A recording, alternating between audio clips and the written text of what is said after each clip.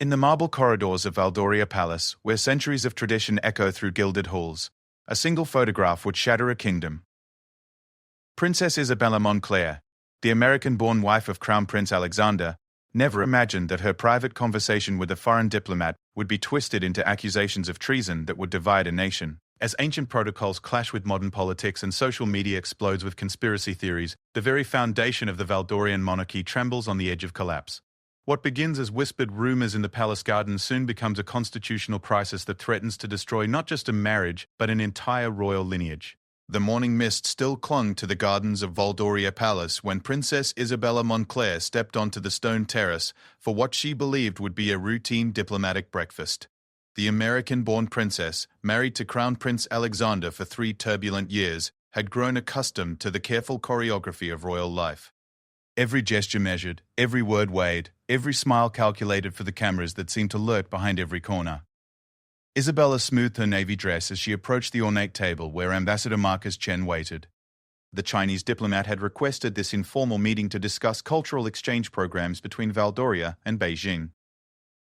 It seemed innocent enough, a topic Isabella had championed since joining the royal family. Her background in international relations had made her a natural advocate for strengthening Valdoria's global partnerships. Your Royal Highness. Ambassador Chen rose gracefully, offering a respectful bow. Thank you for agreeing to meet with me this morning. Isabella returned his greeting with a warm smile. Please, call me Isabella.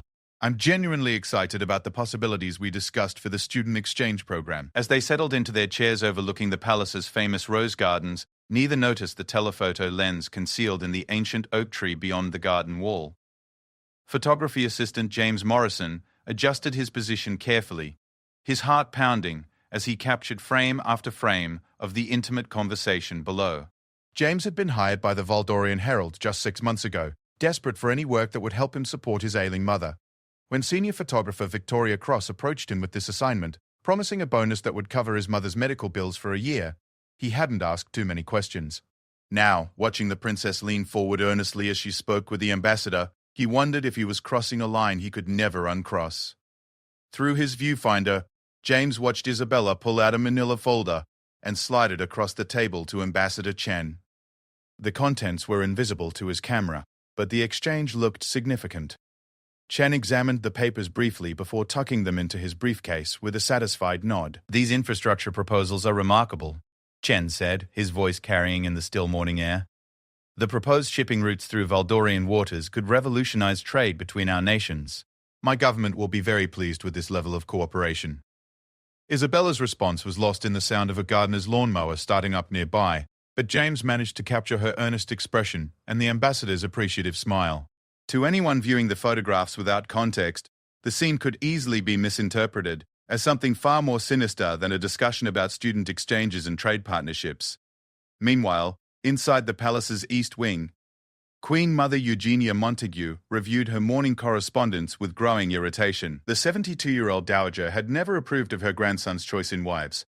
Isabella's American background, her outspoken nature, and her refusal to completely abandon her previous career had all rubbed against centuries of royal tradition. Your Majesty, her private secretary, Lord Edmund Ashworth, entered with his usual precise bearing.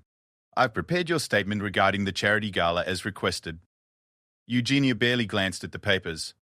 Edmund, have you noticed how frequently Princess Isabella meets with foreign dignitaries without proper protocol supervision?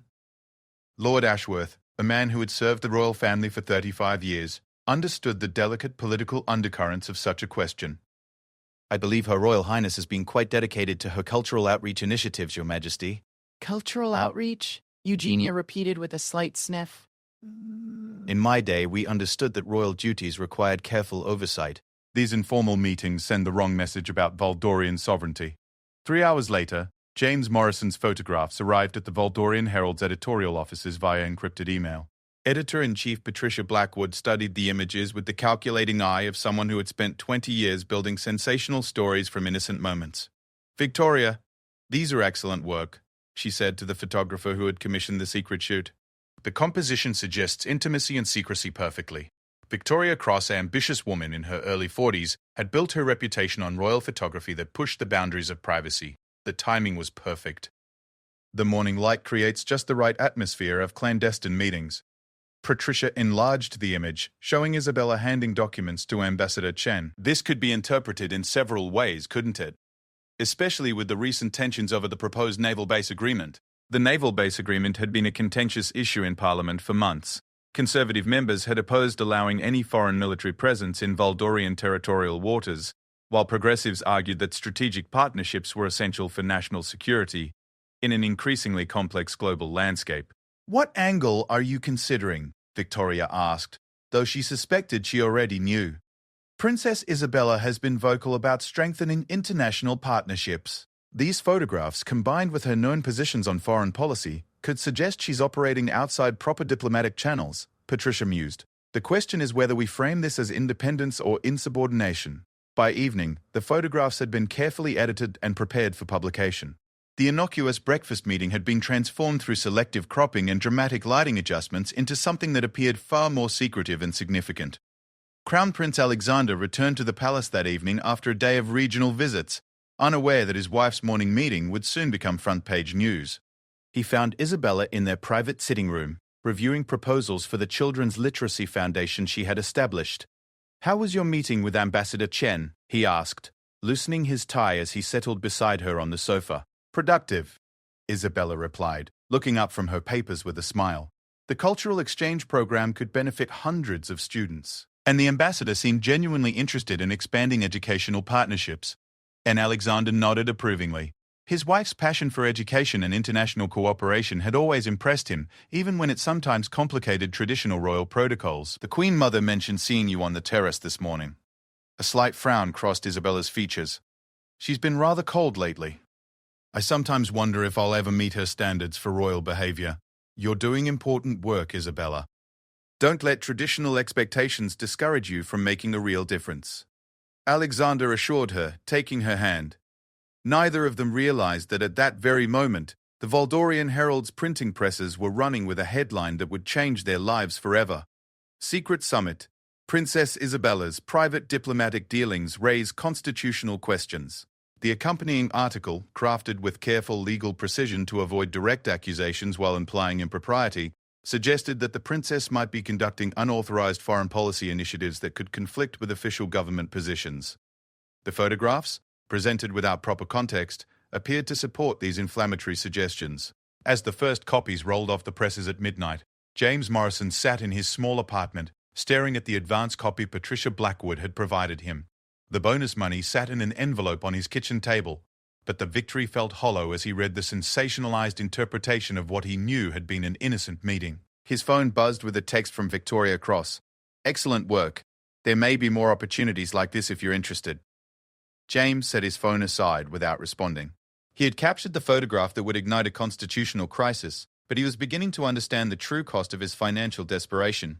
In the palace, Princess Isabella slept peacefully beside her husband, unaware that in a few hours she would wake to find herself at the center of accusations that would threaten everything she had worked to build in Valdoria. The photograph that would define her fate was already making its way to newsstands across the kingdom, ready to transform a routine diplomatic breakfast into evidence of alleged treason. The morning would bring a storm that would test not just Isabella's marriage and position in the royal family, but the very foundations of Valdorian democracy and the role of monarchy in modern governance. What had begun as a simple meeting about student exchanges was about to become a battle for the soul of a nation. The first rays of dawn had barely touched the palace windows when Alexander's phone began ringing with the urgency that only comes with crisis. Royal Press Secretary Margaret Holloway's voice carried a tension he had rarely heard in her 15 years of service. "Your Royal Highness, we have a situation." The Herald has published photographs and allegations regarding Princess Isabella's meeting yesterday with Ambassador Chen. The story is already trending on social media, and I've received calls from 12 international news outlets in the past hour. Alexander sat up abruptly, careful not to wake Isabella, who was still sleeping beside him. "What kind of allegations?" "The article stops just short of direct accusations, but the implications are clear. They're suggesting the princess conducted unauthorized diplomatic negotiations that could constitute a breach of constitutional protocol. The photographs are being interpreted as evidence of secret meetings with foreign powers."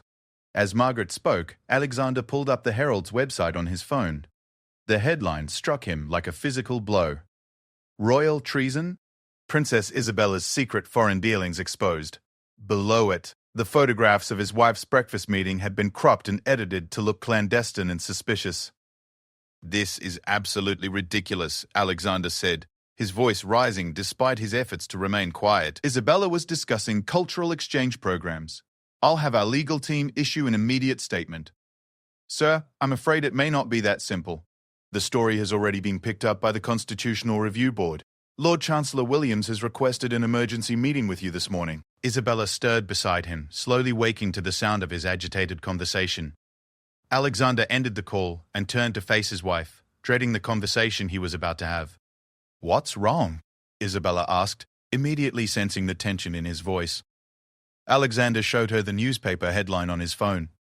Isabella's face went pale as she read the article, her hands trembling slightly as she scrolled through the inflammatory text. "They've made it sound like I was conducting secret negotiations," she whispered. "Alexander, this was about student exchanges and cultural programs. You know that." "I know exactly what it was," Alexander replied firmly. "But we need to prepare for the firestorm this is going to create."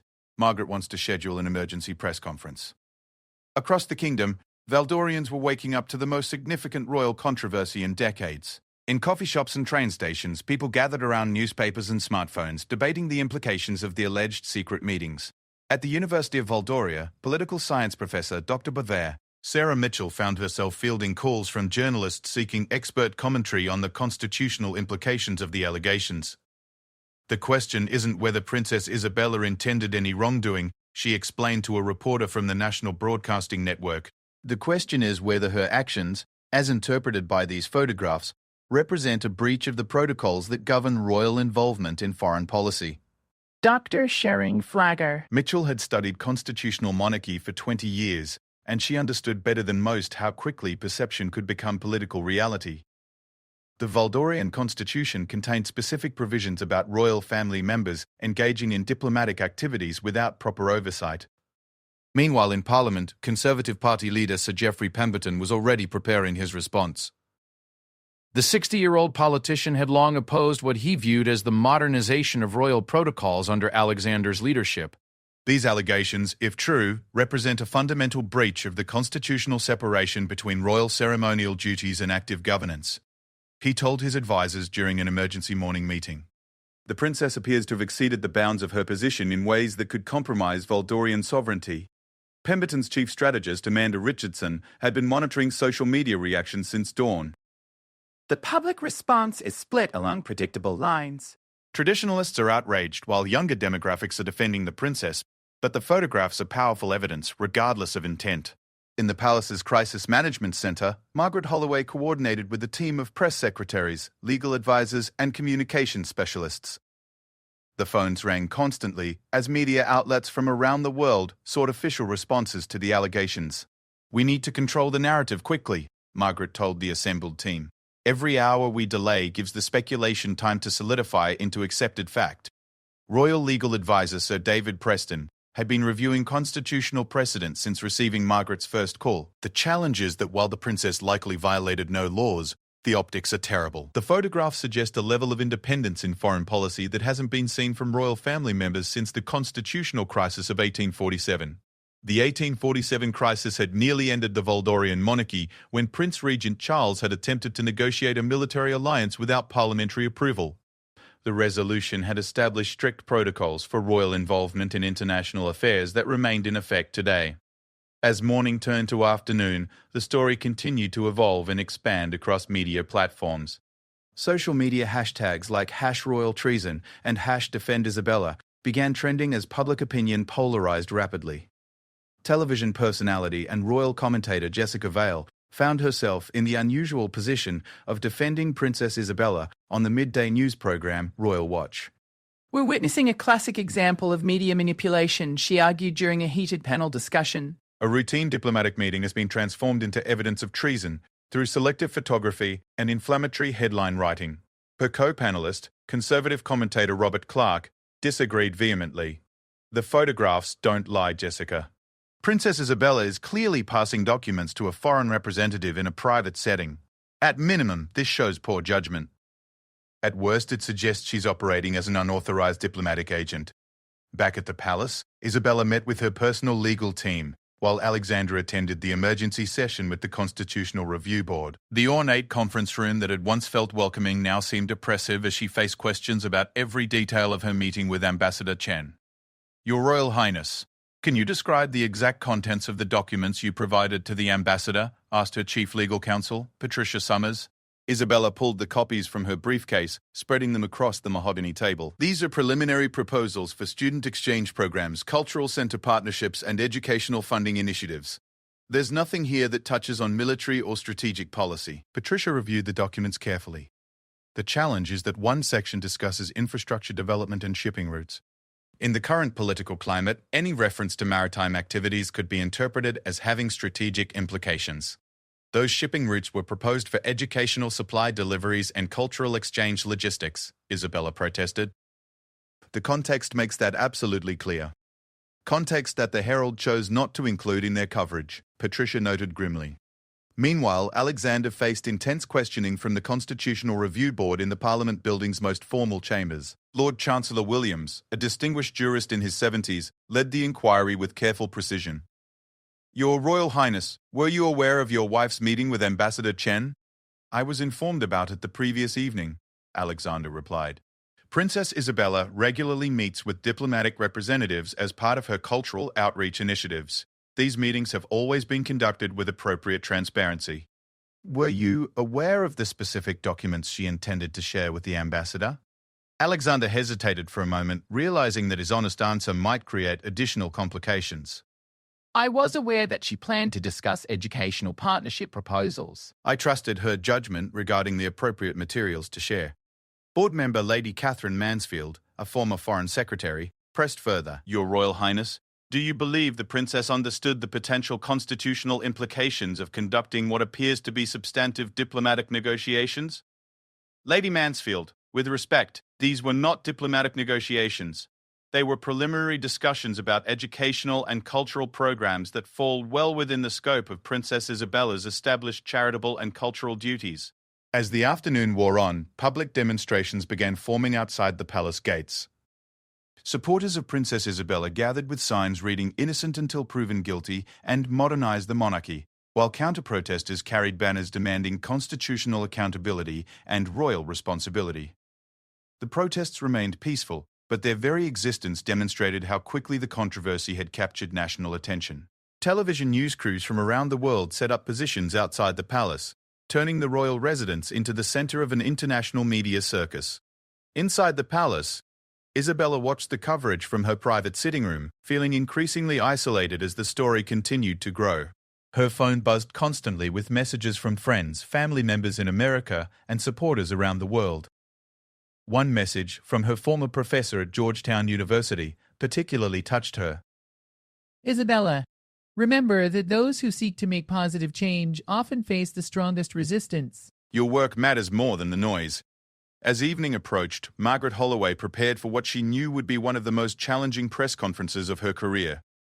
The palace had decided to address the allegations directly, but crafting a response that satisfied constitutional concerns while defending Isabella's actions required diplomatic precision that matched any international negotiation. The stage was set for a battle that would test not just the royal family's political survival, but the fundamental relationship between tradition and progress in modern Valdoria. Isabella's breakfast meeting had become a flashpoint for debates about royal power, constitutional limits, and the role of monarchy in an interconnected world. As the sun set over the palace, neither Alexander nor Isabella could predict how the crisis would ultimately resolve. But they both understood that their marriage, their positions, and their future had become pawns in a larger game about the direction of their nation's governance. The emergency session of Parliament convened at dawn, 3 days after the Herald's explosive revelations. Prime Minister Victoria Ashford had spent sleepless nights consulting with constitutional scholars, foreign policy experts, and party leaders, trying to navigate the unprecedented crisis that threatened to destabilize both the monarchy and the government. The Gothic chambers of Parliament buzzed with tension as members filed in for what many considered the most significant constitutional debate in modern Valdorian history. Opposition leader Sir Geoffrey Pemberton had called for a formal investigation into Princess Isabella's conduct, while government supporters rallied to defend the royal family's modernisation efforts. The question before us today is not whether Princess Isabella intended wrongdoing, Prime Minister Ashford began her opening statement. The question is whether our constitutional framework can accommodate the realities of 21st century diplomacy and international engagement. From the public gallery, international observers and journalists watched intently as the debate unfolded. Constitutional law professor Dr. Elena Rodriguez from Oxford University had flown in specifically to witness what she called a defining moment for constitutional monarchy in the modern era. Meanwhile, at the palace, Isabella prepared for her formal interview with the Constitutional Review Board. The princess had spent the previous 2 days working with her legal team to compile every document, email, and communication related to her diplomatic activities over the past year. Your Royal Highness, it's important to understand that this inquiry isn't about determining guilt or innocence, explained Sir David Preston, the royal legal advisor. It's about establishing whether protocols were followed and whether any constitutional boundaries were crossed. Isabella nodded, though privately she wondered how her genuine efforts to promote education and cultural understanding had become a constitutional crisis. Sir David, I've reviewed all my activities. Every meeting was reported through appropriate channels. Every initiative was cleared with the Foreign Office Cultural Division. The challenge, Sir David replied carefully, is that the photographs suggest a level of informal diplomacy that goes beyond cultural programming. The document exchange, in particular, has raised concerns about unauthorized policy discussions. Across the city, Ambassador Chen found himself at the center of unwanted international attention. The Chinese embassy had issued carefully worded statements supporting Princess Isabella, while avoiding any appearance of interference in Valdorian domestic affairs. In a private meeting with his senior staff, Ambassador Chen expressed frustration with the entire situation. Our discussion focused on educational partnerships and cultural exchange opportunities. The infrastructure references were purely logistical considerations for student transportation and supply routes. His deputy chief of mission, Li Wei, had been monitoring the political fallout carefully. Ambassador, the concern seems to be that any discussion of shipping routes and infrastructure could be interpreted as preliminary negotiations for the proposed naval cooperation agreement. The Naval Cooperation Agreement had been a contentious issue between Valdoria and several international partners. Conservative politicians had opposed any expansion of foreign military access to Valdorian ports, viewing such arrangements as threats to national sovereignty. Our government has made clear that we have no interest in military facilities in Valdorian waters, Chen replied. But political opposition groups appear determined to connect our cultural discussions to strategic policy debates. Back in Parliament, the debate intensified as Sir Geoffrey Pemberton presented his case for a formal investigation. The Conservative leader had built his political career on defending traditional values in constitutional orthodoxy. Honourable members, the evidence before us suggests that Princess Isabella conducted substantive diplomatic discussions without proper oversight or authorization, Pemberton argued. The photographs clearly show document exchanges that go beyond ceremonial or cultural activities. He displayed enlarged versions of James Morrison's photographs on the chamber's screens, pointing to specific moments that he argued demonstrated inappropriate diplomatic engagement. Furthermore, the timing of these meetings, coinciding with sensitive parliamentary debates about foreign partnerships, raises serious questions about coordination between royal family members and foreign governments. Government backbencher Sarah Collins, a rising star in the ruling party, rose to challenge Pemberton's interpretation. The honourable gentleman is asking us to criminalise cultural diplomacy and educational outreach. Princess Isabella's work has strengthened Valdoria's soft power and international reputation. Collins had spent considerable time researching Isabella's activities since joining the royal family. Every initiative undertaken by Her Royal Highness has enhanced our nation's standing in international education and cultural exchange. To punish such efforts sends a chilling message about our commitment to global engagement. The debate continued throughout the morning, with each speaker adding layers of complexity to an already intricate constitutional question. Legal scholars watching from the gallery noted the unprecedented nature of the proceedings. Professor Dr. Mitchell, observing from the public section, later commented to reporters, "This debate represents a fundamental conflict between traditional interpretations of royal protocol and the practical requirements of modern international engagement. The resolution will likely establish precedents that define royal roles for decades to come." Meanwhile, Isabella faced the Constitutional Review Board in a closed session that lasted nearly 6 hours. The questioning, while respectful, was exhaustive and detailed. Lord Chancellor Williams led the inquiry with careful precision, Your Royal Highness, can you describe your understanding of the constitutional limits on royal family involvement in foreign policy discussions? Isabella had prepared extensively for this question. Lord Chancellor, my understanding is that royal family members should not engage in partisan political activities or make commitments that bind the government. However, cultural diplomacy and educational partnerships have been traditional areas of royal involvement for centuries. Did you view your discussion with Ambassador Chen as falling within those traditional boundaries? Absolutely. We discussed student exchange programs, cultural center partnerships, and educational funding mechanisms. These are areas where the royal family has historically played a supportive role. Board member Sir Anthony Hartwell, a former diplomat himself, pressed further. Your Royal Highness, the documents you provided to Ambassador Chen included references to shipping routes and infrastructure development. How do you characterize these discussions in relation to constitutional boundaries? Isabella had anticipated this question as well. Sir Anthony, those references were purely logistical considerations for student transportation and educational supply delivery. The context was entirely within the framework of educational programming. Did you consider that such discussions might be interpreted as preliminary negotiations for broader policy initiatives? Isabella paused before answering. With respect, sir, I believe that interpretation requires a deliberate misreading of both the context and content of our discussions. The educational focus was explicit and consistent throughout our meeting. As the parliamentary debate continued into the afternoon, public opinion remained sharply divided. Social media platforms buzzed with heated exchanges between supporters and critics of both Princess Isabella and the traditional constitutional framework. #trending analysis showed #defend Isabella and #constitutional crisis competing for dominance, with younger demographics generally supporting the princess, while older voters expressed more concern about constitutional propriety. Television news programs featured constant expert analysis and public opinion polling. A survey conducted by the Valdorian Polling Institute showed the public split almost evenly, with 47% supporting Princess Isabella's actions, 45% expressing concern about constitutional violations, and 8% remaining undecided. Royal commentator Jessica Vale found herself defending Isabella's position across multiple media appearances throughout the day. "We're witnessing an attempt to criminalize modernization," she argued on the evening news program. "Princess Isabella has done exactly what we should want from modern royalty: engage meaningfully with international partners to advance national interests."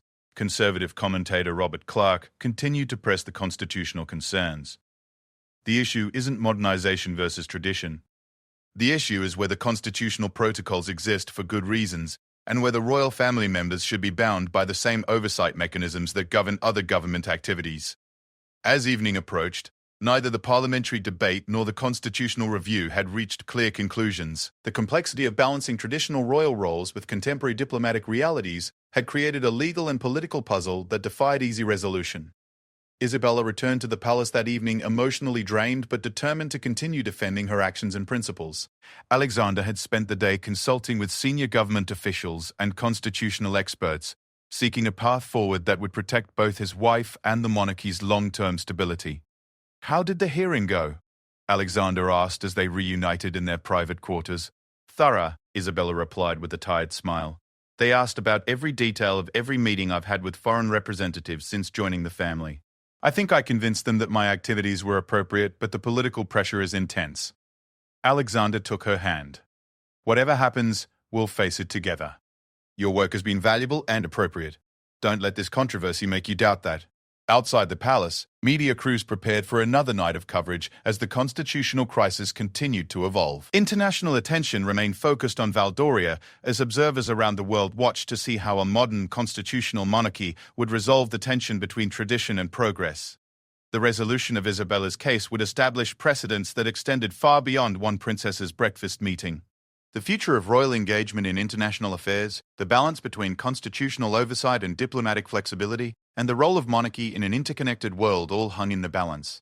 As the nation waited for Parliament and the Constitutional Review Board to reach their conclusions, Princess Isabella's fate had become a symbol for larger questions about leadership, accountability, and adaptation in the 21st century. The fourth day of the crisis dawned with a media landscape transformed into a battlefield where truth and perception clashed with unprecedented intensity. At 6 a.m., the Valdorian Herald published a follow-up investigation claiming to have uncovered additional meetings between Princess Isabella and foreign representatives, each portrayed as potential evidence of unauthorized diplomatic activities. Editor-in-Chief Patricia Blackwood had spent the previous 3 days coordinating what she privately called the story of a lifetime. Her newsroom buzzed with reporters pursuing every angle, from constitutional law analysis to international reaction pieces. The public deserves to know the full extent of the princess's activities, she told her editorial board during their morning meeting. We've identified at least 6 other instances where she met with foreign diplomats without apparent oversight. Senior investigative reporter Marcus Webb had been tasked with developing these additional stories. Patricia, I've reviewed the documentation for these meetings. Most appear to be routine, cultural, or charitable discussions. Are we sure we want to imply impropriety without stronger evidence? Blackwood's expression hardened. Passer. Marcus, our responsibility is to present the facts and let the public draw conclusions. The pattern of behavior suggests a concerning level of independence from established protocols.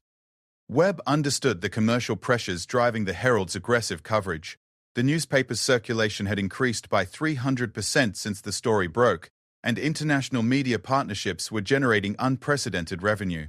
Meanwhile, Princess Isabella's supporters had organized their own media campaign. Dr. Sarah Mitchell coordinated with a team of constitutional scholars, former diplomats and education advocates to provide alternative perspectives on the princess's activities. "We are fighting a narrative war," Dr. Mitchell explained to her colleagues during a strategy meeting at the university. The Herald's coverage strips away context and presents cultural diplomacy as constitutional violation. Former Ambassador Thomas Whitfield, who had served in 3 different capitals during his career, agreed to speak publicly in Isabella's defense. "I've watched Her Royal Highness conduct herself with perfect propriety in every diplomatic context. The suggestion that routine cultural discussions constitute treason is both absurd and dangerous." The ambassador's statement, released through a coordinated media campaign, provided professional credibility to Isabella's supporters. However, conservative media outlets quickly found their own diplomatic sources to challenge his assessment. International reaction added another layer of complexity to the media narrative. The BBC, CNN, and other global networks had stationed correspondents in Valdoria to cover what they characterized as a constitutional crisis with international implications. CNN's London correspondent Emily Richardson provided analysis that placed the Valdorian crisis in broader context. This controversy reflects tensions between traditional monarchy and modern governance that extend far beyond Valdoria's borders. Constitutional monarchies worldwide are watching to see how these competing principles are resolved. The Chinese government, through carefully worded statements from their foreign ministry, continued to support Ambassador Chen's characterization of his meetings with Princess Isabella as routine cultural discussions. However, conservative Valdorian politicians interpreted this support as evidence of foreign interference.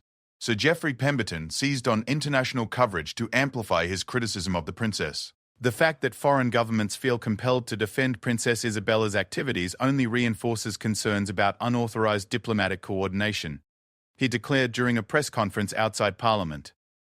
Social media platforms became battlegrounds where supporters and critics of Princess Isabella engaged in increasingly heated exchanges. #wars between #defendisabella and #constitutional crisis generated millions of posts, with both sides sharing selective information to support their positions.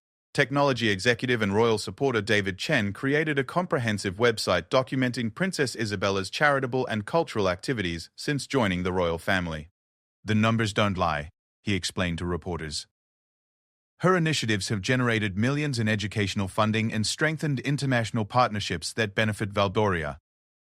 However, conservative blogger Margaret Stone compiled her own documentation, focusing on what she characterized as protocol violations and unauthorized activities. "Pattern recognition is crucial," she argued on her influential political podcast. "Individual incidents might seem innocent, but the cumulative effect suggests systematic disregard for constitutional boundaries." The battle for public opinion intensified when leaked portions of Isabella's Constitutional Review Board testimony appeared in multiple media outlets. While the hearings themselves were confidential, selected quotes began circulating that both supporters and critics interpreted as validating their positions.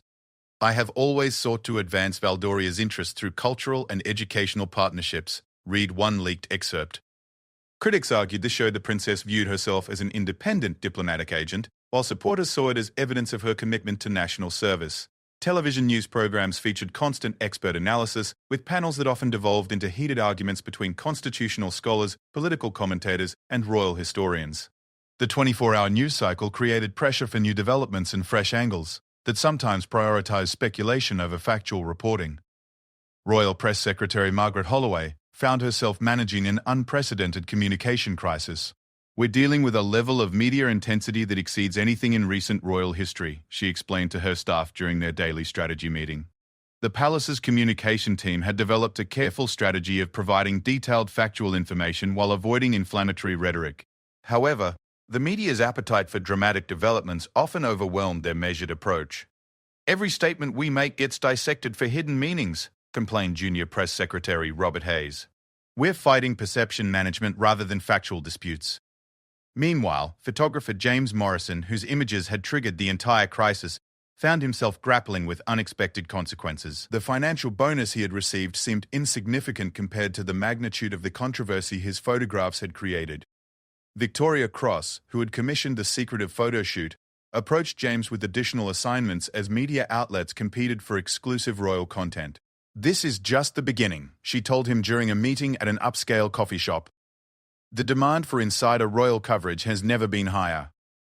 James declined the new assignments, increasingly uncomfortable with his role in manufacturing scandal from innocent activities. "Victoria, I took those photographs thinking they showed routine diplomatic meetings. I never intended to create a constitutional crisis."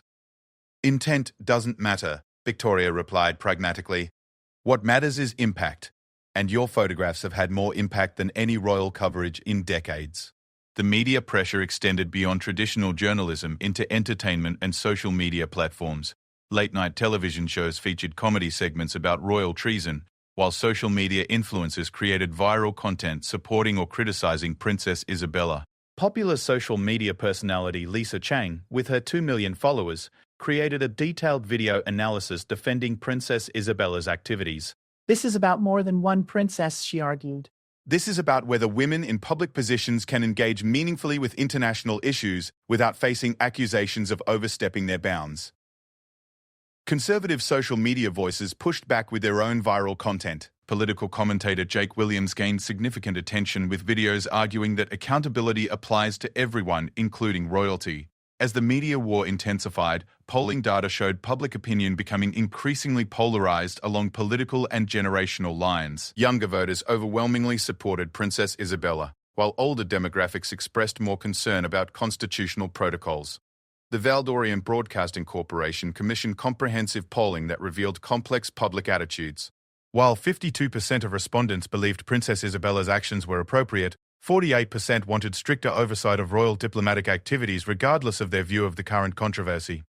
International media attention brought additional pressure as global news organizations sought to understand the broader implications of Valdoria's constitutional crisis. The Wall Street Journal published a detailed analysis of how the controversy might affect international partnerships and diplomatic relationships. Valdoria's soft power has been significantly enhanced by Princess Isabella's cultural initiatives, noted international relations expert Dr. Amanda Foster in the Journal article. A resolution that restricts such activities could diminish the nation's global influence. Conservative publications countered with their own analysis, emphasizing the importance of constitutional oversight and democratic accountability. The London Times published an editorial arguing that constitutional monarchies must balance modernization with institutional stability.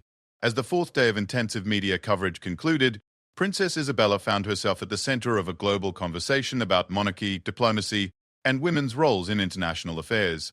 The media warfare showed no signs of diminishing, with each side convinced that public opinion and institutional legitimacy hung in the balance. The battle for narrative control had become as significant as the constitutional and legal questions at the heart of the controversy. In an age of instant communication and viral content, Princess Isabella's fate would be determined as much by media strategy and public perception as by legal precedent and constitutional interpretation. The resolution of the crisis would establish new standards for royal media coverage, public accountability, and the relationship between traditional journalism and social media influence in shaping democratic discourse. 2 weeks after the first photograph appeared in the Herald, Valdoria reached a constitutional crossroads that would redefine the monarchy's role for generations to come.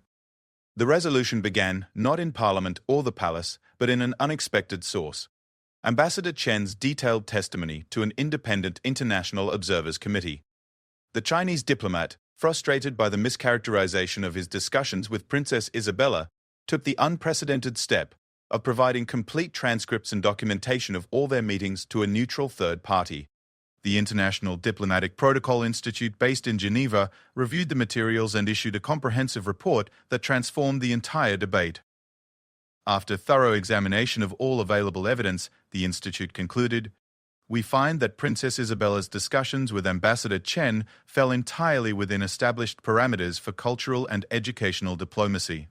No evidence suggests unauthorized policy negotiations or constitutional impropriety." The report's release sent shockwaves through Valdorian media and political circles. Prime Minister Victoria Ashford, who had been carefully balancing political pressures while awaiting the Constitutional Review Board's findings, now had independent validation of the princess's conduct. "The international community has provided clarity that our domestic political process had struggled to achieve," Ashford announced during an emergency press conference. "Princess Isabella's activities represented exemplary cultural diplomacy that enhanced our nation's global standing. However, the constitutional questions raised by the controversy had evolved beyond the specific allegations against Isabella. Parliament faced fundamental decisions about modernizing royal protocols for an interconnected world while maintaining democratic accountability." Sir Geoffrey Pemberton, recognizing the shifting political momentum, pivoted his strategy toward constitutional reform rather than personal criticism of the princess. While the immediate allegations may lack foundation, he argued, this crisis has revealed important gaps in our oversight mechanisms for royal diplomatic activities. The Constitutional Review Board, after extensive deliberation, reached conclusions that satisfied neither complete vindication nor condemnation. Lord Chancellor Williams announced their findings in a carefully worded statement that established new precedents for royal engagement. The board finds that Princess Isabella's activities were conducted within existing constitutional boundaries, but recommends enhanced transparency and coordination mechanisms to prevent future misunderstandings. The statement read, "Modern constitutional monarchy requires clear protocols that enable effective cultural diplomacy while maintaining democratic oversight.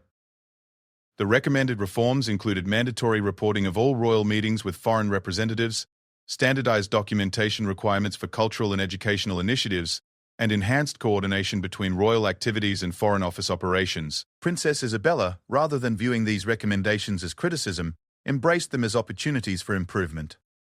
Transparency and accountability strengthen rather than weaken the monarchy's ability to serve the nation.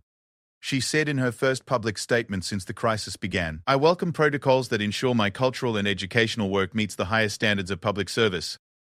Her response demonstrated the political sophistication that had initially attracted criticism but now proved essential for resolution. By accepting enhanced oversight while defending the substance of her work, Isabella transformed potential defeat into institutional strengthening.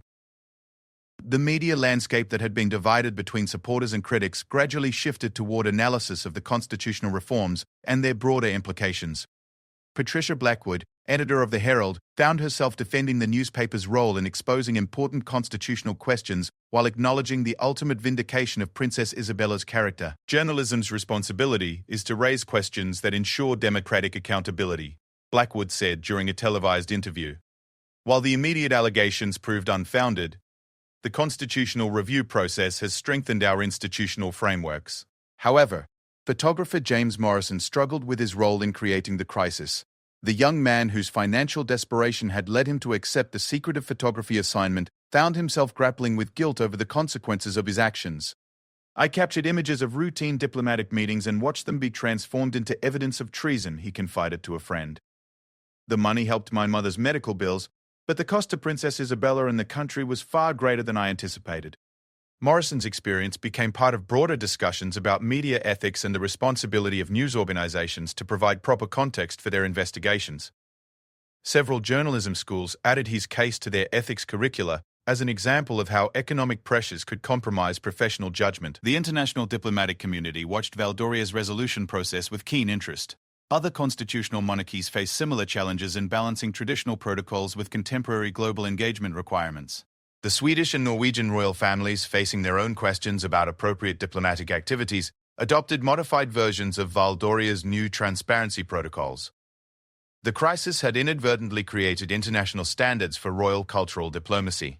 Dr. Sarah Mitchell, the political science professor who had defended Princess Isabella throughout the crisis, found herself invited to lecture at universities worldwide about the constitutional implications of the Valdorian case. This crisis demonstrated that modern monarchy must be both accountable and effective, she explained to audiences. The resolution strengthened democratic oversight while preserving the soft power benefits that royal cultural diplomacy provides. The final parliamentary vote on the constitutional reform package passed with overwhelming bipartisan support.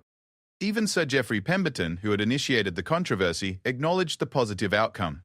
While we may have disagreed about specific allegations, this process has strengthened our constitutional framework and enhanced the monarchy's ability to serve national interests, he said during the final debate.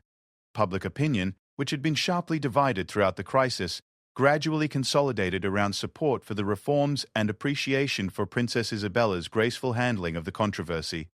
Polling conducted 6 months later showed that 73% of Valdorians approved of the new royal protocols, and Isabella's personal approval ratings reached their highest levels since joining the royal family. The student exchange programs that had triggered the original controversy were implemented successfully, with the enhanced transparency protocols providing public documentation of their benefits.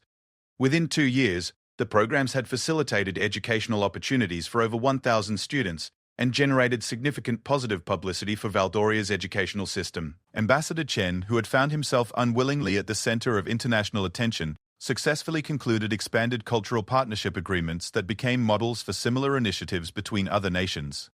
The controversy that had threatened to damage diplomatic relationships ultimately strengthened them through increased transparency and public understanding.